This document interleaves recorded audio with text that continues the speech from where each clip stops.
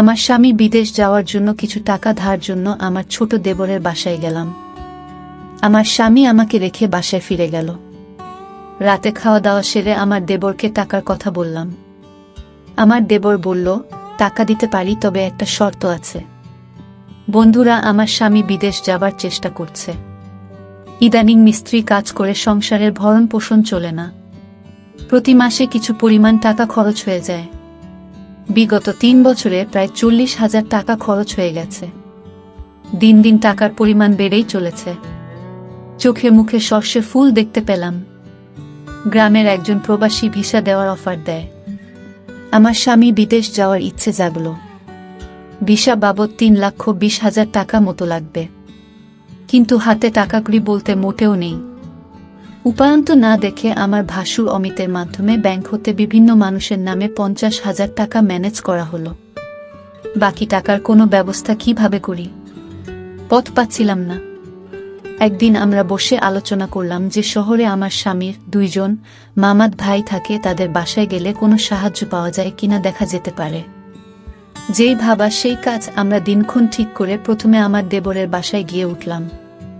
দেবর অবিবাহিত, সরকারি ভালো চাকরি করে ভালো মাইনে পায়। তাছাড়া ভালো আউট ইনকাম তার, সেজন্য কোনো অভাব নেই বললে চলে।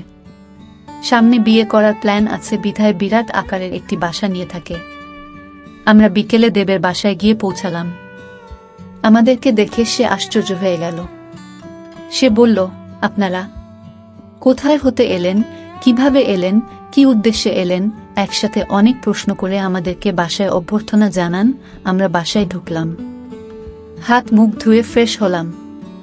দেবর বাড়ির সবার কথা জানতে চাইল, তাদের ও আমাদের বাড়ির সবার কথা তাকে জানালাম। আমরা যাওয়ার কিছুক্ষণের মধ্যে কাজের বুয়ার সাথে আমাদের সকলের জন্য রাতের খাবার তৈরির তাকে আদেশ দিয়ে দিল। আমাদের উদ্দেশ্যের কথা এখনই বললাম না, রাতে খাওয়া দাওয়া সেরে বলবো, প্ল্যান আছে। সন্ধ্যের সামান্য পরে আমার স্বামী বলল, আমি একটু আমার আরেক ভাইয়ের বাসা থেকে ঘুরে আসি, তারপর রাতে একসাথে খাওয়া দাওয়া করে কথা বলবো। দেবর বলল, রাতে ঠিক চলে আসবেন তো ভাইয়া? আমার স্বামী বলল, হ্যাঁ। তাহলে জানা শোনেন, যদি রাতে আপনি না আসেন আমি কিন্তু ভাবিকে আস্ত রাখবো না বলে দিলাম। এই বলাতে আমরা 3 জনেই অট্টহাসিতে ভেঙে পড়লাম। আমার স্বামী চলে গেল। আমি আমার শিশু বাচ্চাকে খাওয়ালাম এবং তাকে ঘুম পাড়িয়ে দিলাম। আমরা দেবর ভাবি সোফায় বসে টিভি দেখছিলাম আর রাজ্যের নানা কথাতেই মশগুল হয়ে গেলাম। কথার ফাঁকে আমাদের উদ্দেশ্যের কথা বললাম। তোমার ভাই বিদেশ যেতে চায়, কিন্তু টাকার খুব অভাব। মোটামুটি টাকা জোগাড় করেছি, আরও 1 লাখ টাকা দরকার, তুমি দিতে পারবে ভাই? আমি কথাটা উপস্থাপন করলাম। দেবর বলল, এত টাকা আমি একসাথে এখনো দেখিনি বলে দুষ্টুমির ছলে সোফায় কাত হয়ে পড়ে গেল। অভিনয় করার দরকার নাই বলে আমি তাকে টেনে তুললাম। এরপর আমরা রাতের খাবার খেয়ে নিলাম। আমার স্বামী সেদিন রাতে বাসায় আসলো না। তার জন্য অপেক্ষা করে রাতে আমরা শুয়ে রইলাম। নতুন জায়গা, তেমন ভালো ঘুম হলো না। সকালে স্বাভাবিকভাবে নাস্তা সেরে নিলাম। আমার স্বামী আসলো, তাকে নাস্তা দিলাম। আমরা চলে যাবার প্ল্যান করলাম। তার আগে আবার একবার দেবকে টাকার কথা বললাম। দেবর বলল, টাকা জোগাড় করতে আমার সপ্তাহানেক সময় লাগবে। কখন লাগবে তোমাদের টাকা? আমি বললাম, আগামী 10 দিনের মধ্যে হলে আমাদের চলবে। আমার স্বামীর দিকে লক্ষ্য করে বলল, তাহলে আগামী সোমবার তুমি আবার এসো, আমি কিছু টাকা দিতে পারবো। বাকি টাকা তুমি অন্য কোথাও সংগ্রহ করতে পারো কিনা দেখ। আমার স্বামী কি যেন চিন্তা করলই, তারপর বলল, তাহলে আমি তোর ভাবিকে রেখে যাই। তুই যত তাড়াতাড়ি পারিস টাকা জোগাড় হলে তোর ভাবিকে পাঠিয়ে দিস, কেমন? আমি আপত্তি করলাম। আমার স্বামী আড়ালে নিয়ে আমাকে বলল, যদি আমরা কেউ সামনে না থাকি তাহলে সে যদি টাকার কথা ভুলে যাবে। আর তুমি এখানে থাকলে এমন কিছু ঘটবে না। তুমি এখানে থাকো, টাকা যে কোনো উপায়ে আমাদের পেতে হবে। আমি বাড়ি গিয়ে বাকি টাকা জোগাড় করতে হবে। আর তুমি বুঝিয়ে সুঝিয়ে বেশি টাকা নিতে পারবে কি না দেখবে। আমি রয়ে গেলাম। আমার স্বামী চলে গেল। আমার স্বামীকে গাড়িতে তুলে দিয়ে 1 ঘন্টার মধ্যে দেবর ফিরে আসলেও দিনে কোনো প্রকার দুষ্টুমি করেনি। রাত হলো, সে রাতের কথা। কিছুক্ষণ পর বলছি, রাত প্রায় 9টা বাজলো। আমরা রাতের খাওয়া দাওয়া সেরে নিলাম। এবার ঘুমানোর পালা। আমি আমার শিশু সন্তানকে পাত্রে দুধ খাওয়ায় ঘুম পাড়িয়ে নিলাম। আমি বিছানায় গিয়ে শুনলাম দেবর টিভি অন করে সোফায় আরাম করে বসল। বসে আমায় ডাকল, ভাবি সোফায় আসো। আমি কোনো জবাব না দিয়ে বিছানায় শুয়ে রইলাম। একবার আমাকে ডেকে সাড়া না পাওয়ায় সোফা হতে উঠে আসলো এবং আমাকে ভাবি বলে ডাকতে লাগল। আমি সাড়া না দিয়ে পারলাম না। বললাম, অনেক রাত হয়েছে, ঘুমিয়ে পড়ো। এরপর সে বিছানায় গিয়ে শুয়ে পড়ল। কতক্ষণ ঘুমালাম জানি না, আমার ঘুম ভেঙে গেল। আমার ঘুম ভাঙলে আমি তাকে বুঝতে দিলাম না। বুঝতে পারলাম ঘুমের মধ্যে কি ঘটনা ঘটে গেছে। ভাবলাম আর থাকবো না, চলে যাব। তাই সকালে নাস্তা খেয়ে রেডি হলাম। তখনই মনে হলো এভাবে চলে গেলে স্বামীর টাকা জোগাড় হবে কিভাবে। নানান কথা ভাবতে ভাবতে সকাল 9টায় আমাকে একটা মোবাইল ফোন দিয়ে দেবর বলল অফিস হতে আমি যোগাযোগ করতে পারি, তাই এটা দিলাম। এই বলে সে অফিসে চলে গেল। আমি একা তার পথ চেয়ে বসে রইলাম। অফিসে চলে যাওয়ার পর আমি সম্পূর্ণ একা বসে বসে টিভি দেখছিলাম। দরজায় কড়া নাড়ল। দরজার পাশে গিয়ে জিজ্ঞেস করলাম কে। বাহির হতে জবাব এলো, আমি কাজের বুয়া খুলে দিলাম। ভুয়া পাক শাক সব শেষ করে আমার কাজ হয়ে গেছে বিদায় নিয়ে চলে গেল। আমি আবার টিভি দেখায় মগ্ন হলাম। বেলা প্রায় 1টা বাজল। আমি স্নান করার জন্য প্রস্তুতি নিলাম। এমন সময় মোবাইল বেজে উঠল। দৌড়ে গিয়ে রিসিভ করলাম। ওপার হতে আমার দেবর বলতে লাগলো, ভাবি আমি একজন লোকের হাতে 10,000 টাকা পাঠাচ্ছি। লোকটা আমার খুব আপন, একটু ভালো করে মেহমানদারি করবেন। চা নাস্তা যা চায় তা দেবেন, কোনো কার্পণ্য করবেন না, বুঝলেন? টাকাগুলো আপনার জন্য।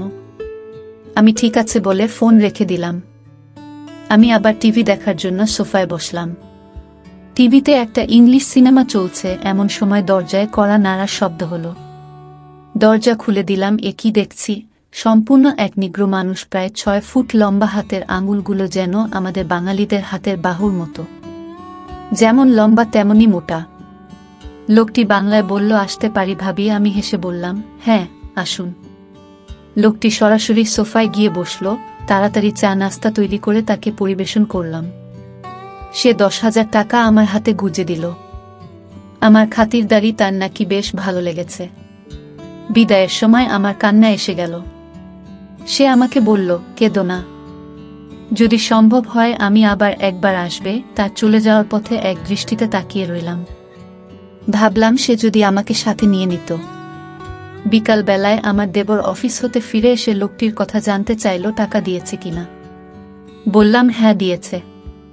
আমার দেবর আশ্চর্য হয়ে আবার জানতে চাইল তাহলে দিয়েছে। আমি বললাম হ্যাঁ দিয়েছে, তো এতে আশ্চর্য হওয়ার কি আছে? আমার দেবর হেসে উঠে বলল, এমনি এমনি দেওয়ার কথা ছিল না। আমি কোনো কথা না বলে চুপ হয়ে রইলাম।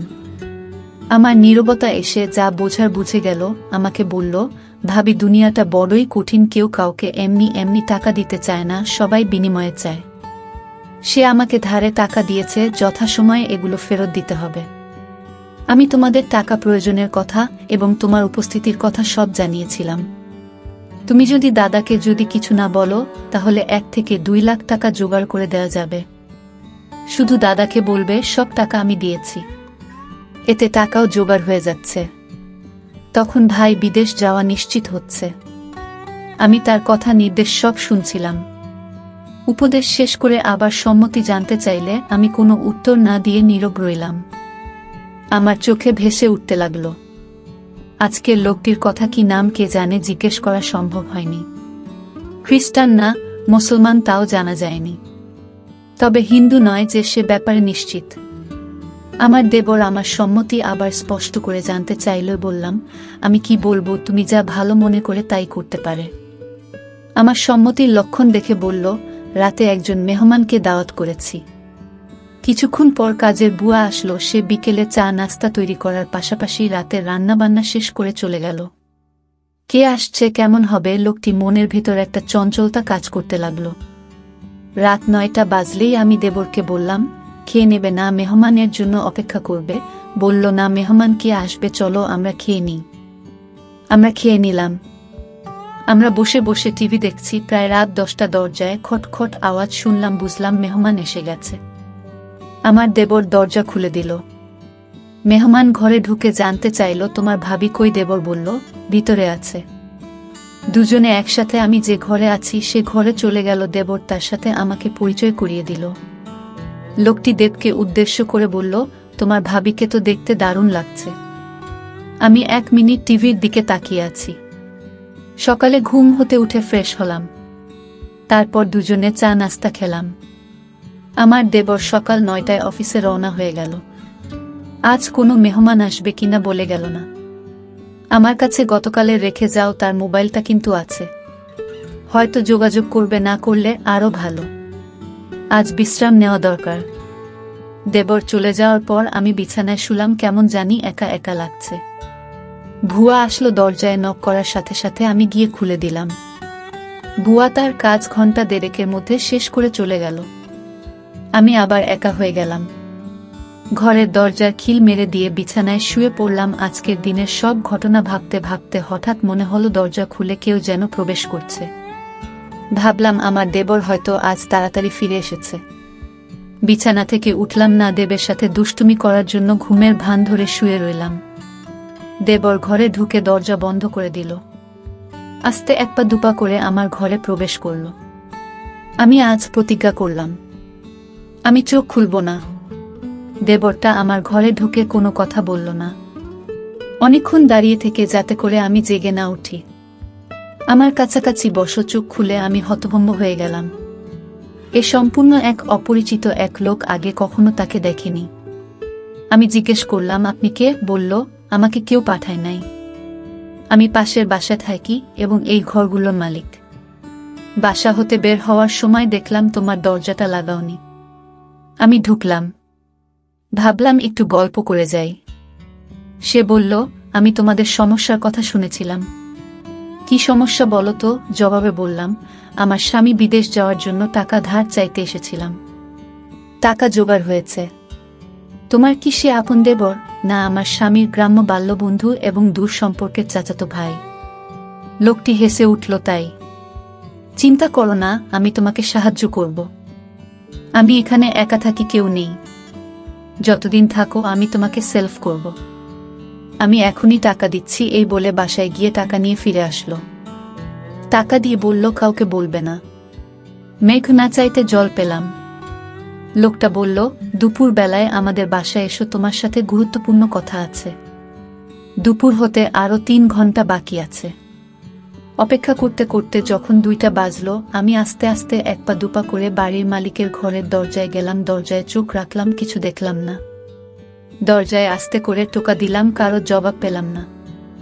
দরজায় হাত দিতেই দরজা খুলে গেল। ভিতরে ঢুকে দেখলাম সে তার রুমে শুয়ে আছে। আমি তার পাশে গিয়ে দাঁড়ালাম। আমায় দেখে খুশিতে হেসে বলল, তুমি এসেছ। লোকটা বলল, তুমি দেখতে আমার বড় মেয়ের মতো। সে দেশের বাইরে থাকে। কয়েক বছর হলো সে বাসায় আসে না। নিজেকে একা একা লাগে। লোকটা বলল, তোমার এখানে আর থাকার দরকার নাই। তোমার যত টাকা লাগে সব আমি দিচ্ছি। দুনিয়াতে এখনো অনেক ভালো মানুষ আছে যারা কোনো বিনিময় চায় না।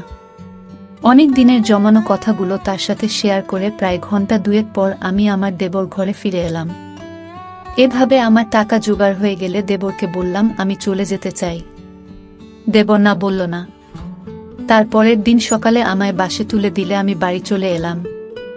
কয়েকদিন পর আমার স্বামী বিদেশ চলে গেল। বন্ধুরা, আজকে বিদায় নিচ্ছি। গল্প ভালো লাগলে একটা লাইক দিয়ে বন্ধুদের সাথে শেয়ার করে দাও। আর এই চ্যানেলটি নতুন দর্শক হয়ে থাকলে চ্যানেলটি সাবস্ক্রাইব করে নিতে ভুলবে না নতুন নতুন গল্প পেতে। দেখা হবে আগামীকালের নতুন ভিডিওতে।